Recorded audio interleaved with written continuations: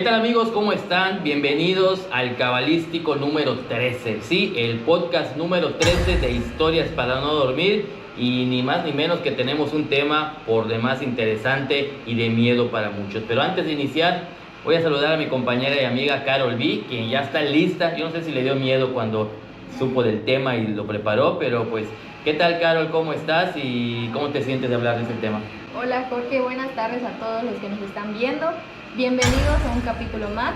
Y bueno, pues el día de hoy siento que este capítulo es un poco delicado para algunas personas, pero desde que me dieron el tema, supe que va a ser muy interesante. Espero que sea de su agrado para las personas que nos están viendo y pues no olviden darle like a este podcast. Así es, hoy vamos a hablar del tema de los exorcismos. El mayor éxito del demonio es hacernos creer que no existe. Esta emblemática frase pues ha sido definitivamente un éxito y ha sido acuñada por la Iglesia Católica, por el Vaticano, porque hasta el día de hoy a mí me ha tocado platicar con gente católica que piensa que el diablo no existe, que es una invención, que las posesiones, los exorcismos no son reales. Y pues hoy tenemos muchos datos muy interesantes, porque de entrada, antes de dar paso a Carol para que nos platique sobre el tema, déjenme decirles que el propio Vaticano tiene una asociación, la Asociación Internacional de Exorcistas, que hasta hace un tiempo estaba integrada por poco más de 2,000 sacerdotes católicos dispersados por todo el mundo, quienes son las personas exclusivas denominadas por el Vaticano que pueden hacer exorcismos. Es decir, no cualquier sacerdote católico lo puede hacer, y de eso estaremos hablando hoy. Pues, ¿qué te parece el tema, Carol? ¿Qué nos puedes decir al respecto sobre los exorcismos? ¿Qué nos trajiste hoy? Bueno, pues al estar investigando me di cuenta de que pues todos los temas tienen algo muy similar, de que mayormente es muy común que uno de los síntomas, por así decir, de los exorcismos es que no les gusta nada de lo religioso, ni ver las cruces. Muchas veces ha pasado de que están en plena ceremonia religiosa y empiezan con sus ataques, y pues ahí llama mucho la atención. Veo que es muy, como que todo se relaciona a lo mismo. Sí, tienes toda la razón, ¿no? Incluso pues, hay gente que, como decía al principio, que piensa que esto no es real, que no es posible. Pero definamos qué es un exorcismo. De entrada, aunque muchos más o menos tienen la idea, es cuando el demonio o el diablo, como muchos le llaman, busca algún cuerpo o algún alma de algún inocente para poseer el cuerpo y hacer toda una perdición, es decir, incluso acabar con su vida, hacer que haga cosas negativas. Y cuando esto ocurre, cuando se da una posesión diabólica, cuando el espíritu maligno entra al cuerpo de una persona, pues pueden pasar muchas cosas, tal y como pasa en algunas películas, ¿no? Yo siempre he dicho, a veces en el tema de los exorcismos, la realidad supera la ficción. Hay casos que ahorita estaremos platicando en donde, así como lo ven las películas, como El exorcismo de Emily Rose, la película emblemática y primera película del exorcista, pues son cosas, situaciones que ocurren realmente, incluso peor que en las propias películas. Pero algo que también es completamente real es la comida del restaurante El Más Allá. Recuerden que estamos grabando este podcast y todos los podcasts en el restaurante El Más Allá, que se encuentra en el interior del Museo Paranormal. Y aquí, como cada semana cuando grabamos, pues también nos traen algún platillo para degustar, y para que ustedes, igual el día que vengan, pues puedan degustar alguno de ellos. Recuerden que el restaurante está en el interior del Museo Paranormal, pero pueden venir solamente a cenar, pueden venir solamente a los recorridos nocturnos del museo, o hacer ambas cosas. Abrimos de jueves a domingo de 7 a 12 de la noche. ¿Y hoy qué nos trajeron, Carlos? Bueno, Jorge, pues el día de hoy pedí un hot dog de champiñones, que es algo que se pide bastante aquí en el restaurante. E igual pedí un smoothie de tamarindo. Y bueno, Jorge, no sé si estás a dieta, pero hoy solo se te pidió un agua. Qué malo, ya no vuelvo a hacer ningún podcast. Miren a Caro qué tanto va a comer, yo hago una agua. No es cierto, no, que la verdad acabo yo de comer prácticamente, y dije no me va a entrar nada más, ¿no? Y además con la dieta y todo, y luego hay otras grabaciones, así que yo pues con mi agua no hay ningún problema. Pero recuerden, este smoothie tamarindo es relativamente nuevo, ¿verdad? Es de los más recientes, de las más recientes creaciones que tenemos, y pues está muy bueno, ¿no? Se lo recomiendo, ya lo tomé en algunas ocasiones en otras grabaciones. Así que bueno, sin más preámbulo, pues vamos a iniciar con este tema. Recordemos también que los rituales de exorcismo no solamente los hace la Iglesia Católica. Mayormente mucha gente cree que solamente los sacerdotes católicos lo hacen, pero hay otras religiones, incluso hay grupos laicos que también se encargan de hacer esto. Y vamos por partes. En primera instancia, recordarán los que me siguen que la revista Misterio surgió en el año 2003, hace ya 23 años. Al segundo año que yo ya tenía la revista, me interesé en el tema de los exorcismos, cubrir uno de estos casos, pero de manera periodística. Estuve averiguando, estuve investigando y buscando un permiso para que algún sacerdote católico que hiciera exorcismos me permitiera estar y presenciar en uno de ellos de manera periodística, ¿no? Para documentar y checar todo. Logré el permiso, obviamente no me permitieron tomar fotografías, ni mucho menos video, y esto se hizo en el año 2004 en Valladolid, Yucatán. Y desde ese he estado casi en 60, la verdad, desde ese entonces a la fecha, de diferentes religiones, ¿no? Como les decía, lo hacen varias agrupaciones religiosas. Pero ese primer exorcismo tuve la gran suerte, suerte por así decirlo, ¿no? De que ocurrieron cosas impactantes que desde ese momento me hicieron creer en que esto es completamente real. Porque créanme que antes de yo dedicarme a este tema, cuando veía las películas en la tele, en el cine, como que yo decía, ay, ¿será cierto? Para mí que es una exageración, como que te costaba creer algo que no podías ver con tus propios ojos, ¿no? Entonces, cuando vi lo que ocurrió en Valladolid, dije, wow, esto es impactante. ¿Y qué fue lo que ocurrió? Les platico rápidamente porque seguramente los que nos siguen ya lo habrán escuchado, que lo haya platicado. Iban a hacer un exorcismo una joven de 19 años en Valladolid. Llegaron 3 sacerdotes, estaba un servidor allá en una habitación, 4 familiares, 2 tíos, el papá y la mamá. Sostenían a esta joven, la verdad esas personas eran corpulentas, la joven era delgadita y de pronto como que los aventaba para todos lados. Yo aún así escéptico decía, a lo mejor están fingiendo y pues la niña solo hace así y los tíos como que se avientan, ¿no? Sin embargo, en un momento dado, cuando estaban los 3 sacerdotes haciendo estas oraciones, porque se hace un ritual de oraciones muy específicas, uno de ellos que estaba junto a mí, empezó a gritar, uno de los sacerdotes empezó a gritar que le dolía la pierna, cayó al piso y decía, me quema, me está quemando, ¿no? Pero yo no veía físicamente que él tenía pantalón, no tenía sotana en ese momento, ¿no? Pero yo no veía que físicamente hubiera fuego o algo así por el estilo, ¿no? El caso es que seguía gritando, la jovencita esta había dicho muchas maldiciones, supuestamente en otro tipo de idioma, en una lengua muerta, pero pues yo decía, aún así escéptico, a lo mejor solo está inventando y hablando así como diciendo cualquier cosa, ¿no? El caso que se sentía tan mal este sacerdote que decidieron llevarlo al hospital, el entonces Hospital General que aún no había cerrado. Y aquí viene lo curioso, como los sacerdotes tenían que seguir haciendo el ritual del exorcismo, dijeron, hoy ¿quién lo puede llevar al hospital? Porque ya estamos casi terminando. Y dije, pues si quieren yo lo acompaño. Y fui junto con uno de los sacerdotes, es decir, fuimos 3 personas, un familiar de la joven, el segundo sacerdote y la víctima y un servidor.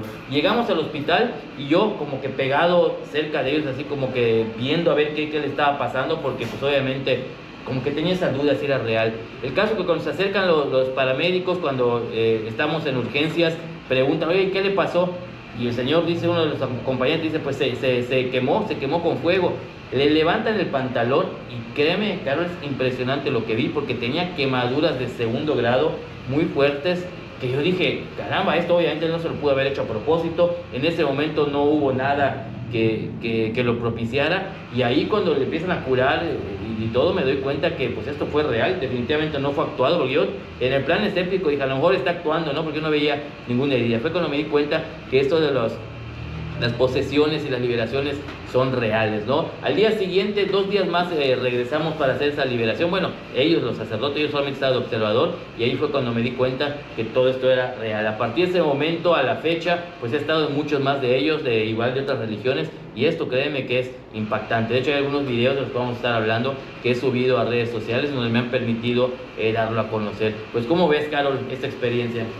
Oye, Jorge, ¿y a ti no te da miedo cuando has ido a estos exorcismos? Mira, cuando fui la primera vez yo tenía mucha curiosidad, porque como que tenía la duda de que sea real, o pensaba que en las películas eran puras exageraciones. Pero cuando vi lo que le ocurrió al sacerdote y ya en lo que es en el hospital, que tenía las quemaduras, Hasta el día de hoy, bueno, cuando he acudido a algún lugar, tengo esa sensación de decir, ay, no me vaya a pasar algo que de pronto me empiece a quemar la pierna o parte del cuerpo, ¿no? Porque digo, si a él le pasó, pues yo creo que le puede pasar a cualquiera. Y tuve suerte, o no sé, si no le interesa el demonio, porque el sacerdote estaba junto a mí y a él fue el que aventó cuando empezó a tener este dolor, ¿no? Y sí tengo esa sensación de que en cualquier momento me pudiera pasar algo, pero afortunadamente pues no ha ocurrido. Yo tengo una duda. Cuando se están haciendo los exorcismos, en algún momento, no sé, el demonio que está dentro de la persona se puede, no sé, digámoslo así, meter en el cuerpo de algún presente en ese momento. Sí, muy interesante tu pregunta, ¿eh? En ocasiones sí pasa. Hay al menos 23 tipos diferentes de demonios. Hay demonios mayores y demonios menores. Lo primero que hace un especialista en exorcismos cuando alguien está poseído es buscar identificar qué demonios específicamente. ¿Cómo se hace esto? Con varias artimañas, como le llaman los propios católicos, ¿no? Haciendo varias preguntas y dependiendo cómo se comporte, ¿no? Por ejemplo, hay un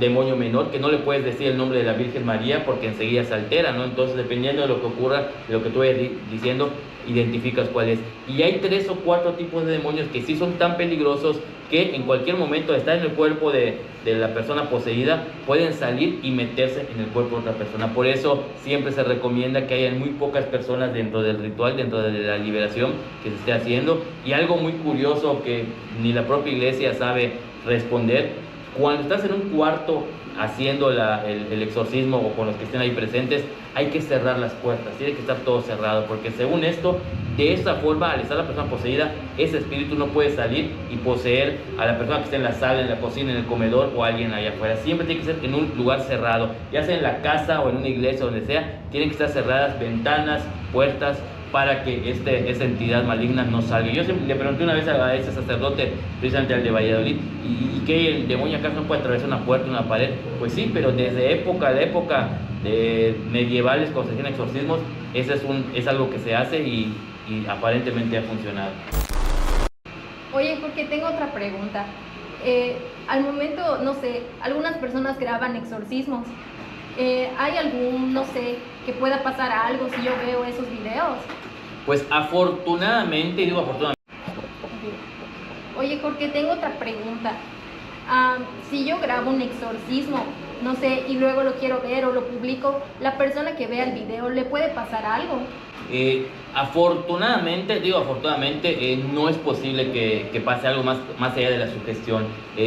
Por una parte, había escuchado que cuando salió la película del Exorcista, la primera en los años 70, muchísima gente que fue al cine tuvo tanto impacto y tanta sugestión de eso que empezaron a decir que estaban poseídos, empezaron a gritar, empezaron a ver demonios o cosas así negativas en sus casas. Pero por fortuna, aunque presentes un audio real de una posesión, por fortuna esto no llega y no posee a las personas, porque imagínate que tú tengas un video original, lo subes a un canal de YouTube que pueden ver 100,000 personas, imagínate 50,000 personas que queden poseídas en ese momento, ¿no? Eso lo hemos dicho incluso con el caso de los fantasmas, ¿no?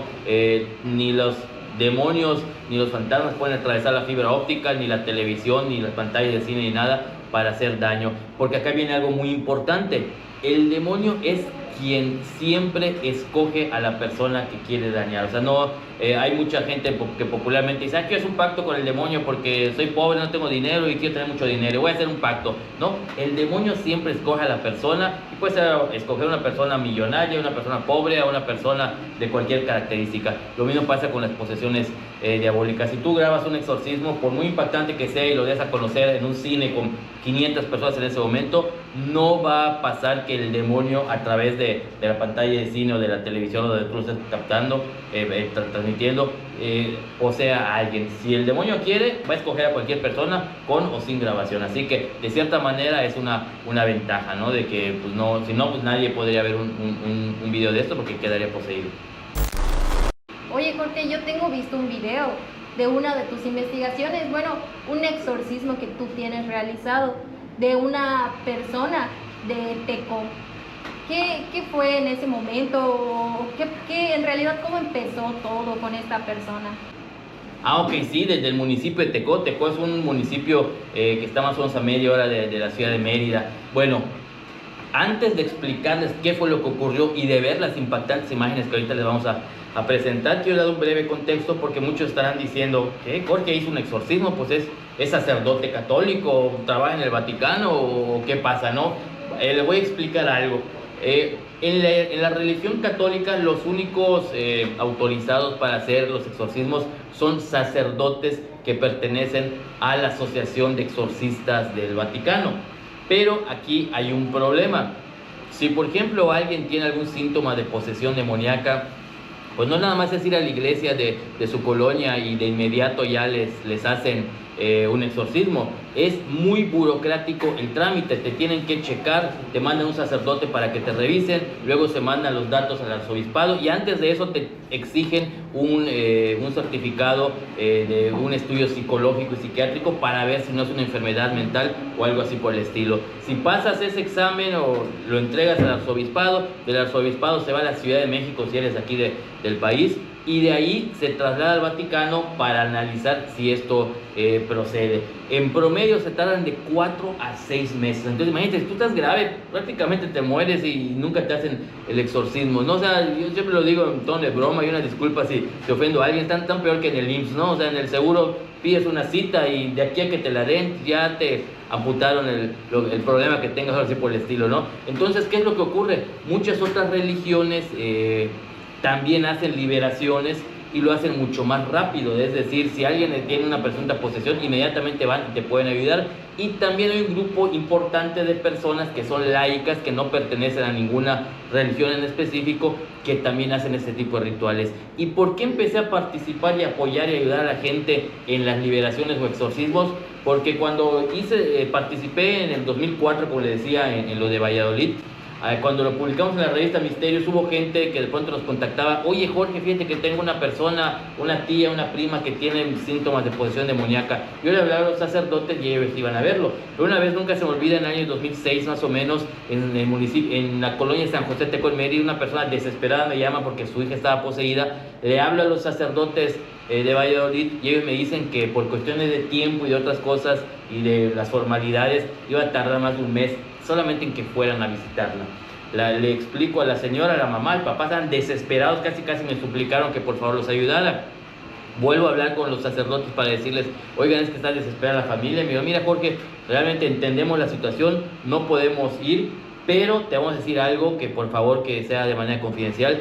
En base a lo que tú viste y a los textos que te hemos dado, que nos pediste, anda y trata de apoyar, trata de calmar a la familia, trata de hacer parte del ritual con la persona poseída y a ver qué pasa, porque si nos esperan, pues a lo mejor se muere, ¿no? Entonces, nada más que no digas que te dijimos eso, ¿no? Entonces, pues yo, más que por una labor altruista y de humanidad, pues dije, bueno, voy a ir y voy a checarlo. Empecé a leer el código romano, el manual romano del exorcismo, todo lo que me dijeron. Increíblemente, según yo lo hice mal, no lo hice, era la primera vez que lo hacía, pero la joven se tranquilizó. Luego regresé y pues pude ayudarla, ¿no? Y a raíz de eso pues estuve participando en varios, ayudando a las personas, porque si se esperan a que la iglesia les autorice el exorcismo, prácticamente pues quedan desvividos, ¿no? Entonces por eso en un tiempo, en un lapso de 15 años, estuve más de 60, ¿no? Ahorita últimamente pues ya no los hago mucho, pero pues sí he podido apoyar a las personas con el manual romano del exorcismo a través del método romano, ¿no? Para ayudar a las personas y liberar a las personas. Lo he podido hacer muchas veces y pues eso lo hacemos con todo gusto, ¿no? Ahora, justo por eso que te comento fue que ocurrió que hice el exorcismo en el municipio de Tecó a una joven que se llama Estefanía. ¿Qué fue lo que ocurrió? Lo recuerdo muy bien, en el año, creo que 2011, un domingo por la noche. En ese entonces no existía el Museo Paranormal, yo estaba en mi casa descansando, iba yo a cenar y de pronto me llaman por teléfono. En ese entonces tenía el mismo número para el trabajo que personal, y una persona desesperada me dice que le habían dado su número, le habían dado mi número porque su hija, de nombre Estefanía, que tenía en ese entonces 18 años, estaba poseída por el demonio, estaba aventando cosas, estaba hablando en lenguas extrañas, ya habían ido a la iglesia, al municipio, y pues no les hacían caso, no sabían qué hacer. Y pues obviamente me compadecí de ellos porque era terrible. Yo había visto cosas muy fuertes en cuanto a eso y yo ponía el plan de los papás y decía, pues hay que ayudarlos, ¿no? Pues agarré mi vehículo, nos fuimos al municipio de Tecó, y en ese momento, pues en base a lo que yo había aprendido, en base a lo que yo había realizado, hicimos esta liberación. Afortunadamente la señora nos permitió grabar, es el primero de los que he podido grabar. Yo quería grabarlo para documentar más o menos cómo se hacía y para que luego mostrárselo a los sacerdotes de Valladolid para que pues me ayudaran y me dijeran si estaba bien o mal, ¿no? El caso que ella empieza a hablar en lenguas extrañas, empezamos a hacer el ritual y afortunadamente pues esta joven, en esa misma sesión que duró como hora y media, en el video que tenemos en YouTube pues solamente presentamos como 10 minutos, pero esto que están viendo a continuación es completamente real. Esta es la joven Estefanía, este es el ritual. A veces se tornan violentos estos exorcismos, de lo que estábamos haciendo para liberar a Estefanía. Afortunadamente, luego de unos minutos, pues la joven quedó bien. Vamos a dejar un minutito el audio, porque la verdad que es impactante. Mucha gente me ha dicho que es impactante el audio. Vamos a dejar un minutito el audio para que vean cómo estuvo este ritual.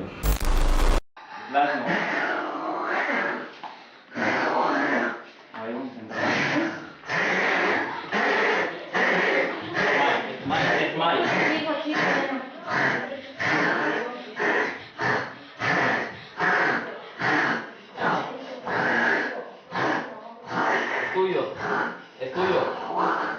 Agárralo. Eso es, ven conmigo. Conmigo no puedes. Eso es, vente.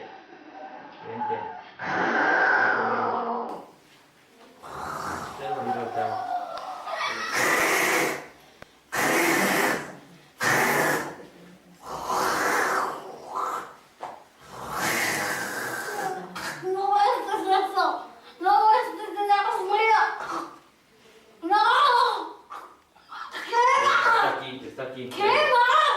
Está aquí. ¡Quema, amigo! ¡Me quema! ¡Me quema!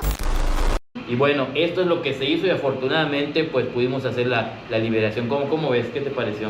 Yo la verdad, la primera vez que lo vi fue muy impactante, me llamó mucho la atención porque es muy notable que el demonio que estaba dentro de esta persona hasta se estaba burlando por momentos de lo que se le estaba haciendo.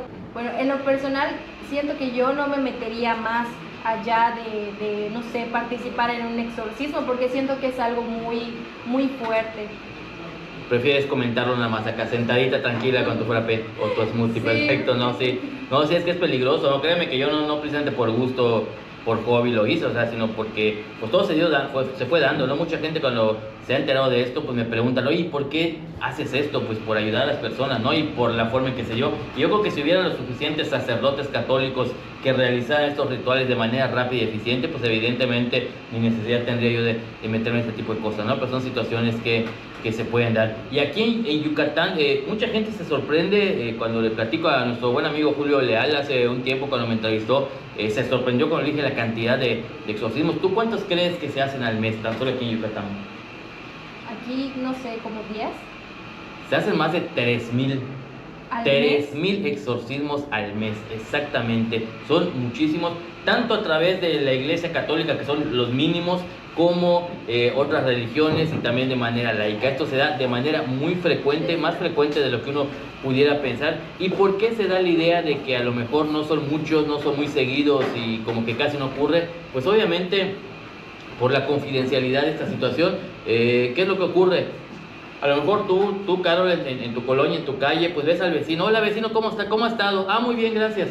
Normalmente no te va a decir lo que está pasando en su casa. No te va a decir, hola vecino, ¿cómo está? Ah, muy bien, fíjate que ayer poseyeron a mi hija por un demonio, pero ya está bien, ya le hicimos su ritual. Evidentemente es algo que la gente oculta por tabú, por miedo, por pena, por lo que tú quieras, ¿no? Entonces, yo estoy seguro que todos ustedes que nos están viendo, en su cuadra, en su colonia, ha habido uno o varios casos de exorcismos o liberaciones, pero como son cosas confidenciales, son cosas privadas, son cosas que no se van a conocer, ni mucho menos en los medios de comunicación, pues como que da la idea de que como que no hay, como que no ocurre.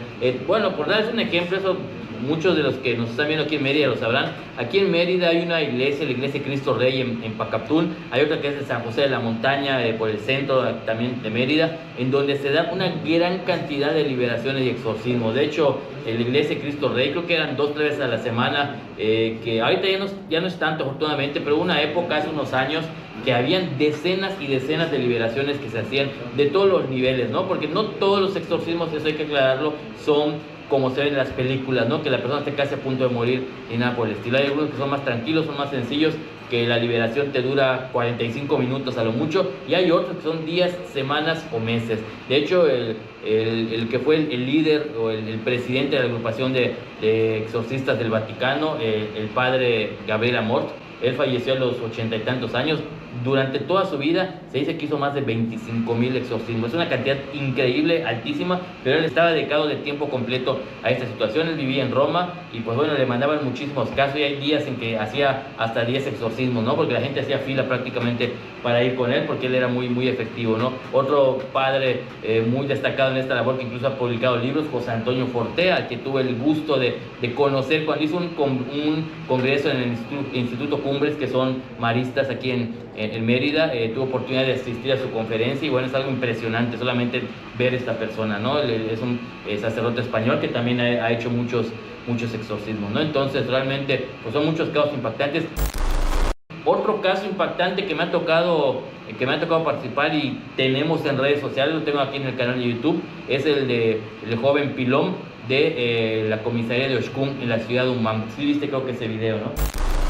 Sí vi el caso de la persona de Umam. De hecho, a lo mejor y hasta los vecinos escucharán los gritos, porque los videos que vi, pues estas personas como que gritan, como que obviamente no hablan bajito. Me imagino que los vecinos escucharán, pero nunca se imaginarán que están haciendo un exorcismo.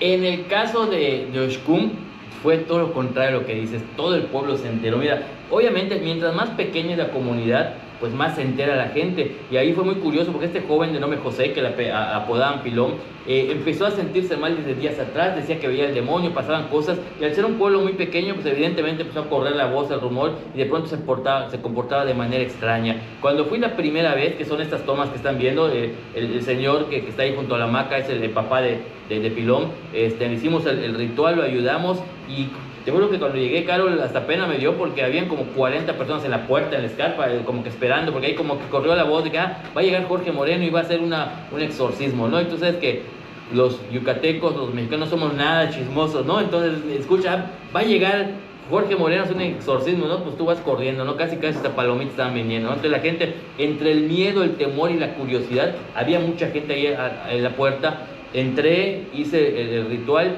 ya quedó bien. Pensamos que había quedado bien, pero a los pocos días regresé porque me volvieron a llamar. Y bueno, de esas no hay escenas, las tomas que estamos viendo ahorita es de la primera ocasión en donde fui a hacer la liberación. Pero en la segunda vez que fui, que ahí no lo grabamos, a él lo tenían acostado en una cama, bueno, en una cama, lo que es el colchón, habían puesto el colchón en la parte de adelante de la casa, a la vista de toda la gente que pasaba por allá. Él estaba acostado en un colchón, ahí hicimos el ritual. Tan solo en la entrada de la casa habían como 20 personas, y afuera en la escarpa habían 50 más, y pues ahí obviamente estaba gritando, estaba más fuerte la situación. Pues todo el mundo se enteró, ¿no? Entonces, afortunadamente el joven quedó liberado y ya se fue el trabajo definitivo que hicimos. Y algo que tengo que agradecer, y siempre que tengo oportunidad lo hago, tanto en el caso de la joven Estefanía de Tecó, como en el caso de este joven Pilón de Oshkun, los familiares, los papás me permitieron y me autorizaron publicarlo en ese entonces en la revista Misterios, y posteriormente dar a conocer los videos en la gira paranormal y luego en el canal de YouTube. ¿Cuál fue el motivo? Como ellos mismos dicen, ¿no? Ellos de pronto como que no creían que esto fuera real y querían que se diera a conocer como una muestra para que los papás, la gente, el público en general sepa que esto es real y que tengan más cuidado con sus hijos, ¿no? Que les pongan más atención, que los cuiden más, para que no estén en malos pasos. Porque en el caso de la joven Estefanía se dice que parte de esto que cargó fue a través de que empezó a jugar la ouija. Ella se fue con unos amigos, jugó la ouija, y a partir de eso pues empezaron a darse este tipo de situaciones, ¿no? Entonces pues siempre mi eterno agradecimiento a estas dos familias que nos permitieron dar a conocer esto para que la gente lo crea y vea que es algo completamente real. Oye, Jorge, y a partir de esto que se le hizo la liberación, ¿estas personas sí quedaron completamente normal? O sea, ¿viven su vida normal o sabes algo de ellas actualmente? Sí, mira, hay una regla general, y eso como te repito, a veces no hay respuestas para esto, pero qué bueno, ¿no? Cuando una persona poseída queda bien y queda totalmente liberada, ya no vuelve a cargar una posesión demoníaca. Eso ni siquiera el padre Fortea lo explica, pero es algo, es una bendición como él dice, ¿no? Porque si logras hacer el ritual correcto y ya la persona está bien, tienes la garantía de que ya no va a volver a cargar. O sea, como que el demonio al salir del cuerpo, como que ya no le interesa porque lo sacaron y se va a ir a buscar otro, ¿no? Y aquí hay algo muy importante. Una vez alguien se entra en serio e inocentemente me decía, entonces tú matas a los demonios. No, los demonios tristemente nunca mueren. Liberas a la persona de la posesión demoníaca, el demonio sale y simple y sencillamente se va a otro lado, a otro cuerpo, ¿no? Entonces va a ser algo de nunca acabar tristemente, ¿no? Es decir, cuando sale del cuerpo, pues sí, lograste el triunfo de que la persona ya está liberada, pero ese mismo demonio se va a ir a otro cuerpo tarde o temprano. Y el demonio, o sea, no sé, ese mismo demonio que salió de esa persona, ¿podría volver? No, a esa persona no, pero sí a alguien de la familia. Eso es muy importante aclararlo. O sea, si por ejemplo poseyó a la hija de la familia, pudiera regresar con la mamá, con el papá, con el hermano o algo así por el estilo, pero a la misma persona no. Oye, Jorge, ¿hay alguna manera de protegernos para que no nos entre el demonio, por así decir? No, imposible. Un ejemplo que siempre doy, la Madre Teresa de Calcuta, que en paz descanse, en su momento fue poseída por un demonio. Entonces imagínate, una persona del nivel de la Madre Teresa que se la pasaba en misa, rezando, que hasta ahí es beata actualmente, ¿no? Una persona de ese nivel fue poseída por el demonio. O sea, imagínate, o sea, hasta esas personas, ¿no? El demonio busca a cualquier persona, y hay una frase igual que me gusta mucho. ¿Tú sabes quién es la primera persona que llega a misa todos los domingos? Padre. No, antes del padre, ¿quién es la primera persona que llega a misa todos los domingos? Los ministros. Tampoco. El demonio. El que abre la puerta, ¿no? No, yo me estoy riendo, pero es algo, un tema serio. El demonio, así es. Hay una frase igual que me gusta mucho. El demonio es la primera persona que llega a misa. Es decir, muchos pensarían que el demonio solamente posee a vividores, a drogadictos, a gente que está en malos pasos, pero no, a cualquier padre de familia responsable con sus hijos, etcétera, lo puede poseer. O sea, en cualquier familia puede entrar. A final de cuentas, el objetivo del demonio es llevarse un alma pura, un alma buena, y hacer que las personas hagan cosas malas. Entonces, yo creo que de cierta manera, una persona que está en malos pasos, una persona que se dedica al narcotráfico o a cualquier cosa negativa, pues al demonio ni le va a interesar, porque dirá, pues está haciendo el trabajo que me interesa, ¿no? Dañar a la sociedad, dañar al mundo, etcétera. Entonces, cualquier persona puede ser víctima de una posesión. Asistes todos los días en misa, Carol, asistes todos los días rezando el Padre Nuestro, en cualquier momento te pudiera pasar. Entonces, tristemente, no hay forma de evitarlo, no hay forma de prevenirlo. Oye, Jorge, ¿y cómo podemos nosotros identificar que una persona realmente está poseída o solo es una enfermedad? Porque he visto que muchas veces empiezan como ataques epilépticos hacia las personas. Sí, es cierto. Algo muy importante es distinguir cuando una persona realmente está poseída, porque los síntomas de la esquizofrenia, los síntomas de la paranoia y a veces hasta de la epilepsia son un poquito parecidos a una presunta posesión demoníaca, ¿no? Entonces, lo importante, lo indispensable es saber y distinguir qué está pasando realmente.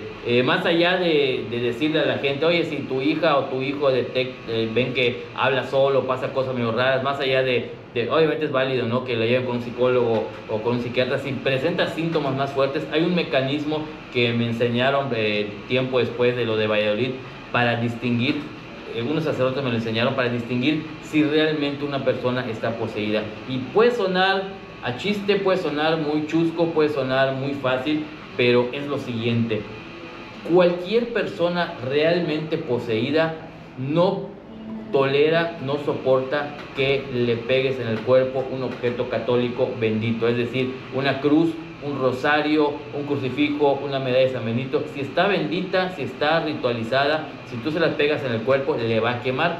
Entonces, ¿qué me ha ayudado bastante para distinguir de entrada cuando me llaman a un reporte? Y eso también a muchos exorcistas les ayuda. ¿Qué me ha ayudado para no perder el tiempo, por así decirlo?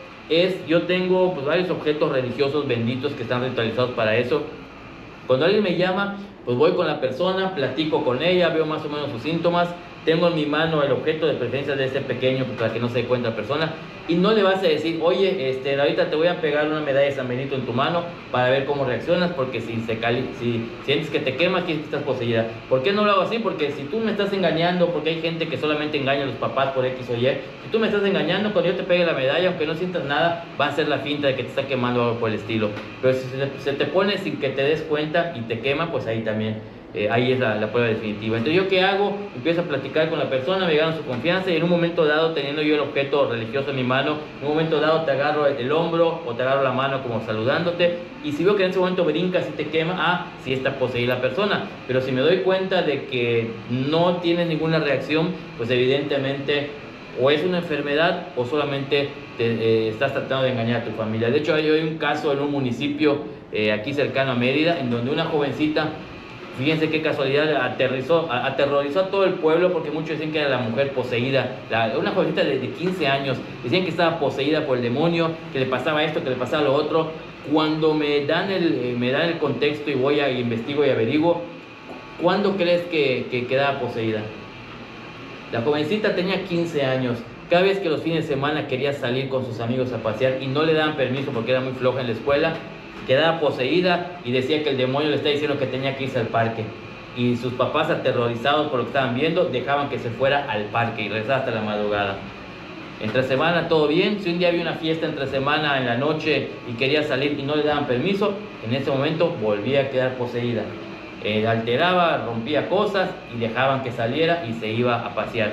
Y ahí nos dimos cuenta que solamente cuando había una fiesta o cuando había algo así por el estilo, ¿no? Y cuando se iba automáticamente, porque una vez la siguieron, cuando salía disque poseída, cuando se iba con sus amigos a pasear o a donde sea, mágicamente ya quedaba bien. Paseaba, se divertía, y cuando regresaba a su casa ya así como que estaba medio poseída, ¿no? Entonces, muchas veces los hijos, los adolescentes, tristemente también pudieran engañar a hacer una especie de chantaje, ¿no? Entonces, cuando hice esta investigación, pues ahí, fíjate, ni necesidad tuve de pegarle el crucifijo o algo, no fue por otras cosas que me di cuenta de que no estaba poseída. Entonces, muy importante, en primer lugar, averiguar si la persona está poseída. De hecho, en una ocasión, me acuerdo, nunca se me olvida, igual aquí en Mérida, hace muchos años, cuando me dijeron que un joven estaba poseído, yo me di cuenta que no, según estaba hablando en lenguas extrañas, pero solamente estaba moviendo la lengua así, haciendo sonidos así medio raros, que pues no eran de la lengua. Muchos dicen, está hablando en lenguas extrañas.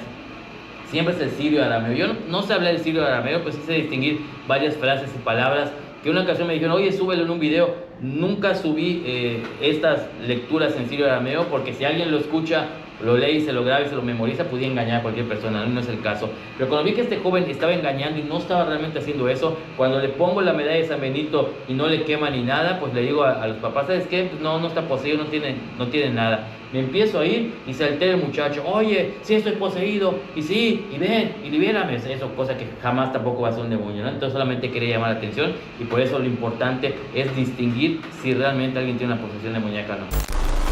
Entonces el de la muchacha era un demonio fiestero lo que tenía. Sí, totalmente. No sé cómo no se me ocurrió a mí en esos tiempos de mi adolescencia. Oye, eso, verá, estamos dando malas ideas, Carol. A ver si alguien que esté viendo el programa no va a decir, pues voy a hacer eso, voy a quedar poseído por el demonio. No, pues son situaciones que suelen pasar. Oye, Jorge, recuerdo que no tiene mucho, subiste una publicación a Facebook de unos rasguños que te pasaron en tu brazo.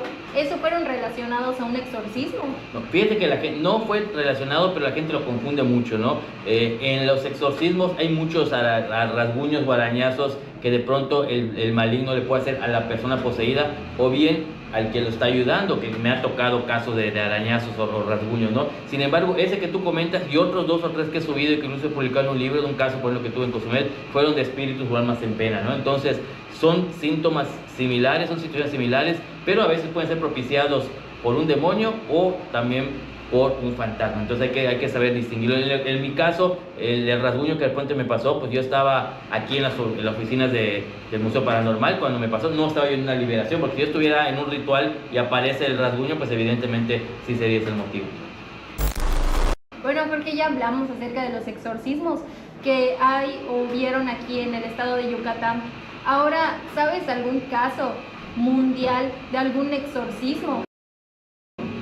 Pues sin duda el caso más famoso, porque pues, evidentemente estuvo inspirado en un caso real, fue el de la película El Exorcista, la famosa película de los años 70, que fue pues, el caso más impactante por muchos motivos, ¿no? En primera instancia fue un caso real, fue inspirado en un suceso real que le ocurrió a un niño. Curiosamente el caso real, que incluso se publicó en el libro, fue un niño, pero cuando se hizo la película, pues los papás no autorizaron que salieran los datos reales, no permitieron que se hiciera una película al respecto, y por eso los productores de la película, con todos los datos que habían ocurrido, pero sin mencionar nombres ni nada, pusieron como protagonista a una niña, ¿no? Pues para disimular y todo. Pero esa película fue sin duda un parteaguas, porque muchos de las actuales generaciones las vemos y decimos, qué padre está la película y todo, pero fue un parteaguas impresionante, porque esa película fue la primera en la cual se tocó el tema de los exorcismos, que en ese entonces era totalmente un tabú, estaba prohibido hablar de ello, y que imagínense más aún en un cine, ¿no? Presentar una película al respecto. Entonces esta situación, cuando salió la película, pues a muchísima gente le dio miedo. De hecho, en muchas salas, en muchos estados de Estados Unidos estuvo prohibida, no se permitió que se presentara, era un tema súper tabú.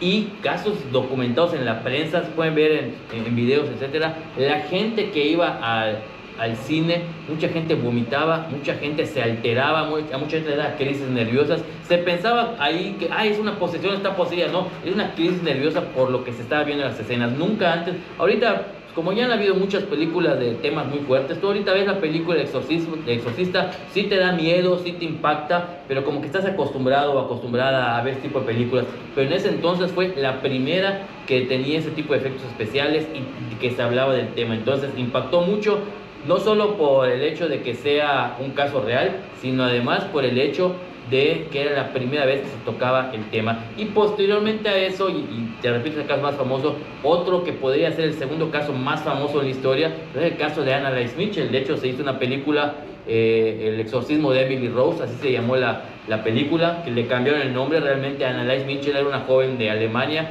que sufrió una posesión demoníaca, y fue un caso muy sonado porque hubo una demanda, porque la joven, cuando le están haciendo el exorcismo, lamentablemente fallece. Ella por varios días no comía, se aporreaba la cabeza, se arrancaba las uñas donde estaba ahí, y le están haciendo una liberación. Afortunadamente el sacerdote que lo estaba haciendo tenía grabaciones de audio, y cuando la joven fallece, las autoridades legalmente no creyeron que fuera algo relacionado con el demonio, porque ante la ley pues no existe el demonio, no hay este tipo de situaciones.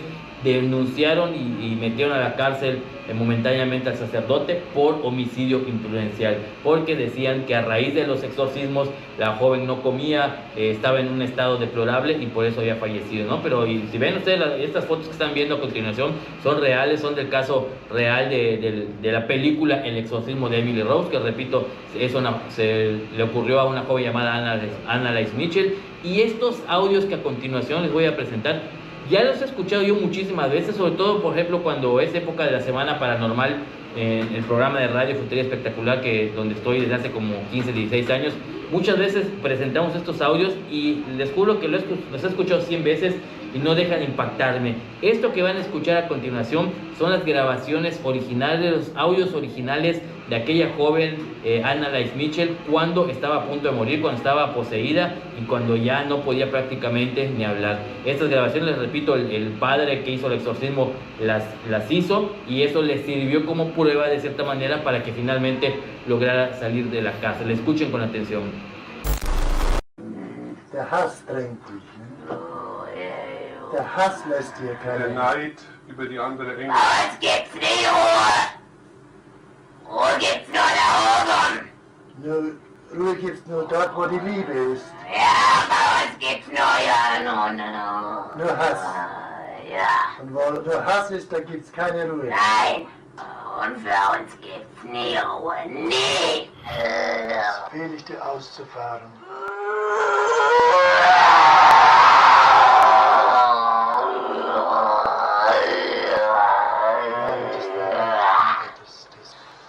Namen des Vaters,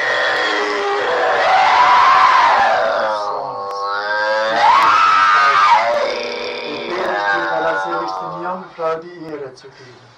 Maria.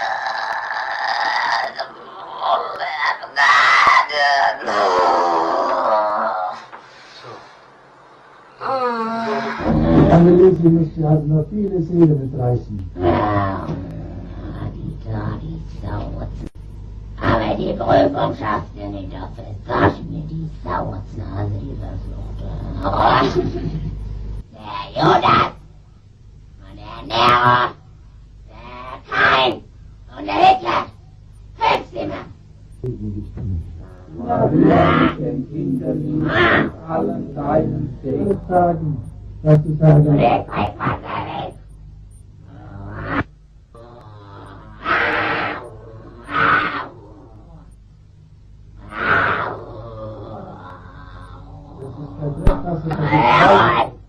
das ist Weihwasser.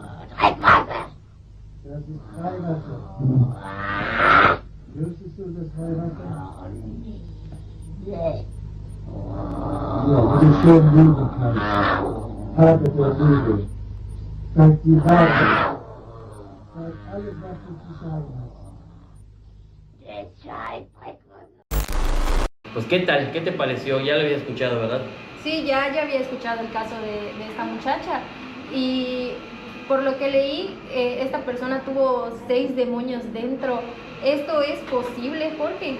Sí, hay casos documentados donde han tenido hasta 9, 10, o sea, no solamente es uno, en muchas ocasiones cuando son casos muy fuertes, pues son varios los demonios que poseen a la persona, ¿no? De hecho, en este caso, creo que más de 60 sesiones se hicieron de exorcismo, ¿no? Como decía al principio, a veces un exorcismo puede durar 45 minutos, media hora, según decía el padre Gabriel Amort, pero a veces puede durar semanas o meses y a veces ni siquiera se puede liberar a la persona.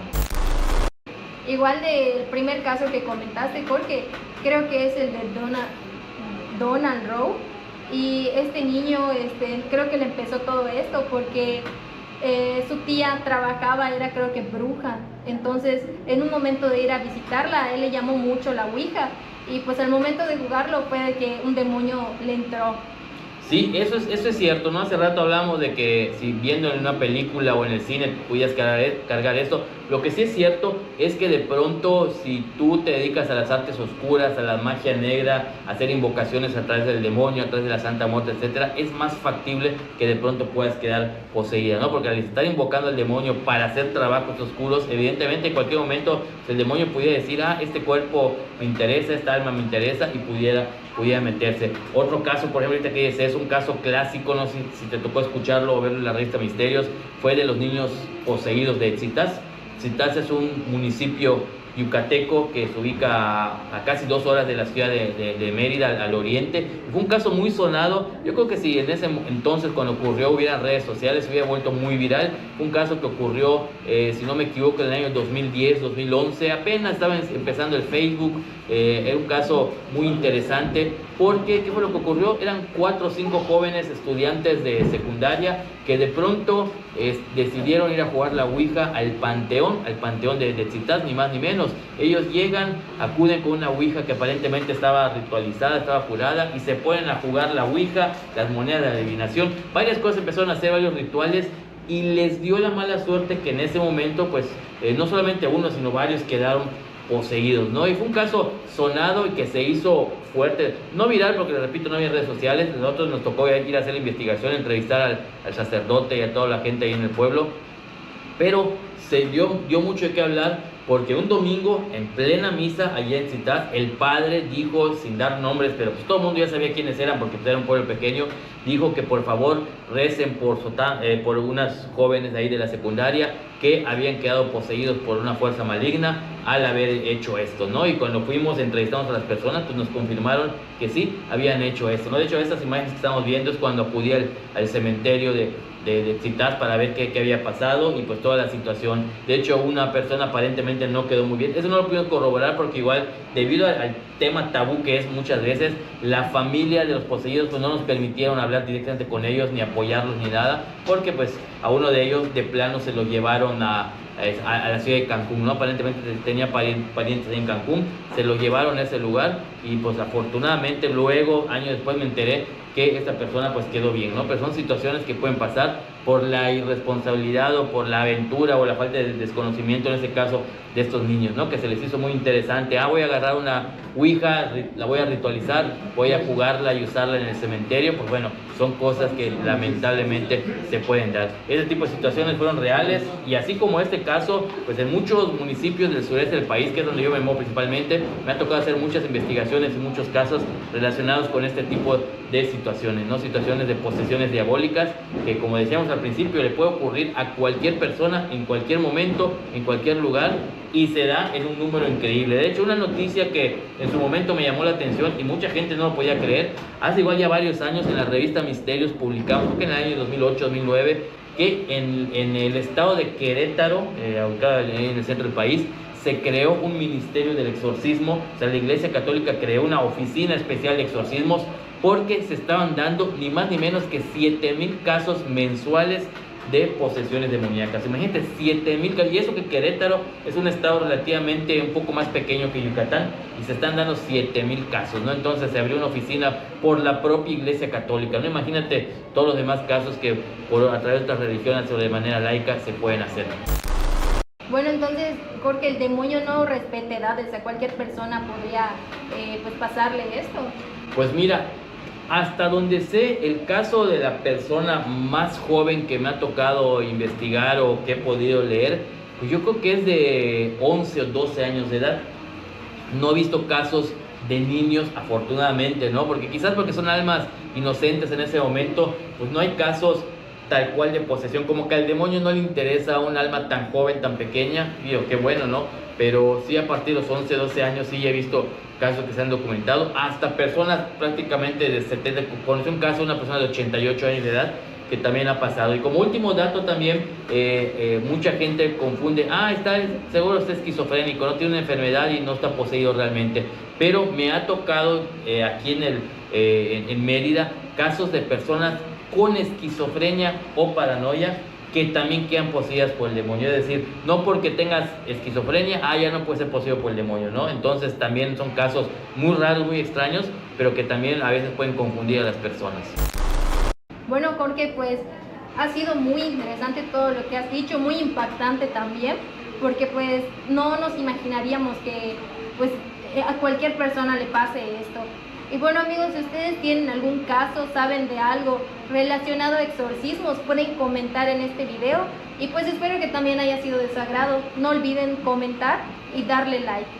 Así es, y recuerden, como dice también la propia asociación de exorcistas, ¿no? El hecho de que no creas no quiere decir que no exista. Entonces hay gente que dice, no, yo soy católico, voy a misa todos los domingos y ya no me pasa nada, ¿no? Ya explicamos claramente esta situación, pero ya saben, si ustedes tienen dudas o algo, pues ya saben, nos pueden contactar. Recuerden que estamos grabando como cada semana en el restaurante El Más Allá. Les invitamos a que vengan de jueves a domingo de 7 a 12 de la noche. El Museo Paranormal abre todos los días de lunes a domingo. Aquí les dejamos el teléfono por si quieren hacer una reservación, si tienen alguna duda al respecto. Aquí les esperamos, y también no olviden suscribirse, darle like y comentar en el canal secundario que tenemos de YouTube, que es Museo Paranormal de Jorge Moreno, en donde obviamente presentamos casos exclusivamente de los objetos que tenemos en el Museo Paranormal. Muchísimas gracias por estar en este programa número 13, el emblemático número 13. Si tienen alguna sugerencia de algún otro tema que quieran que manejemos, aquí nos escriben. Muchas gracias y nos vemos en el siguiente video. Hasta luego, y pues no se olviden de seguirme en mis redes sociales, Carol B Paranormal en Facebook, TikTok e Instagram.